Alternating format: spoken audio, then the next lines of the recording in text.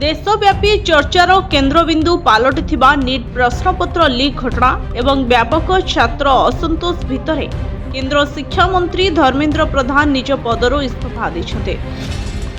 दिल्लीर जंतर मंतर ठारे ककरोच जनता पार्टी एवं छात्र छात्री मानक दीर्घ दिनर आंदोलन तथा कड़ा चाप जोगु एही बड़ राजनैतिक पदक्षेप निया जायछे। प्रश्नपत्र लीक कारणरू देशर कोटी कोटी मेधावी छात्र छात्री भविष्यत अंधकार आड़कू जाउथबा अभियोग करी एही संगठन पक्षरु शिक्षा मंत्री इस्तीफा को एकमात्र शर्त भावे रखा जायतिला। दिल्ली रे आयोजित होइथिबा एही आंदोलन केवल राजधानी रे सीमित न रही पूरा देश रे निया भली व्यापिथिला। सोनम वांगचुक आमरण अनशन एवं छात्र मानक संसद चालो शोभायात्रा समय रे पुलिस कार्यानुष्ठान घटना को आहुरी जटिल कर एही परिस्थिति रे बॉलीवुड जगतर अनेक जनाशुना कलाकार मध्य छात्र मानक समर्थन रे बाहरी शिक्षा व्यवस्था रे परिवर्तन पाई दाबी करथिले।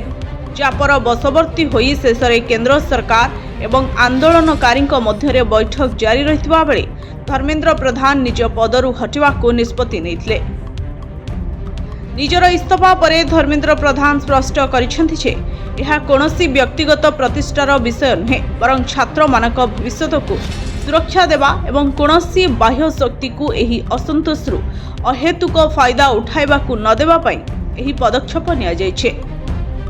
अन्य पक्षरे एही मामलार गंभीरता को दृष्टि रखी केंद्र कैबिनेट पूर्वरु एक कठिन आईन अनुमोदन करिसारिछे जोंथरे प्रश्नपत्र लीक करुथुबा रैकेट किंबा दोषी 10 वर्ष पर्यंत जेल एवं 10 कोटी पर्यंत जरिमानार कड़ा व्यवस्था रही।